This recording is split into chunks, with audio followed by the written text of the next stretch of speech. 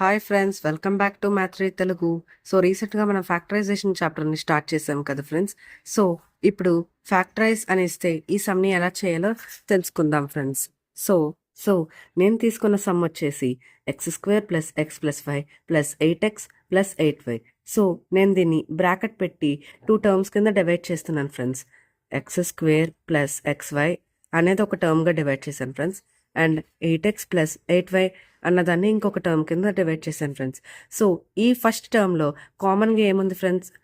So ఇక్కడ factorise అని ఇచ్చారంటే మనం కామన్ తీయాలని అర్థం చేసుకోవాలి ఫ్రెండ్స్. ఎందుకంటే ఇక్కడ ఐడెంటిటీస్ ఏమి వర్క్ అవ్వట్లా కాబట్టి.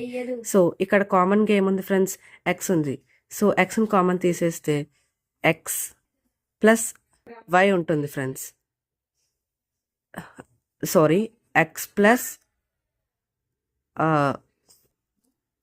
x+y ఉంటుంది ఫ్రెండ్స్.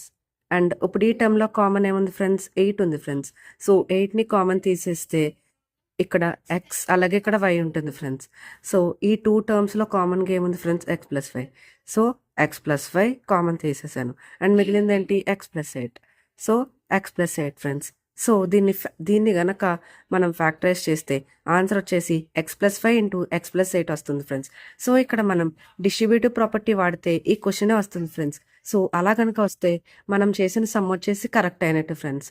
సో ఈ వీడియో ద్వారా మీరు ఫ్యాక్టరైజేషన్ ఎలా చేయాలో తెలుసుకున్నారని అనుకుంటున్నాను ఫ్రెండ్స్. ఈ వీడియో కనుక మీకు నచ్చినట్లయితే లైక్ చేయండి, షేర్ చేయండి, కామెంట్ చేయండి. ఇలాగే మరిన్ని వీడియోస్ని అండ్ ఇన్ఫర్మేటివ్ కంటెంట్ని అందుకోవడానికి ఛానల్ని సబ్స్క్రైబ్ చేసుకోండి. Thanks for watching. Bye bye. జై హింద్.